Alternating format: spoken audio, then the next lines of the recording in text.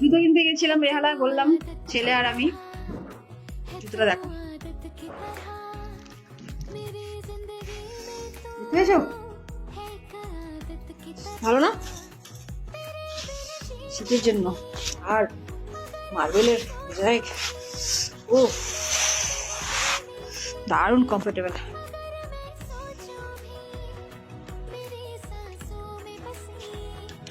ঠিক আছে না? নরম নরম।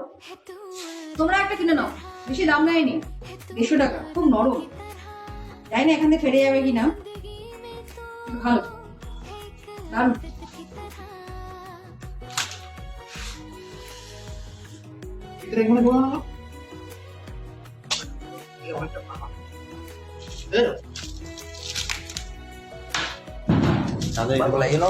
বাবুর জুতোটাও ভালো।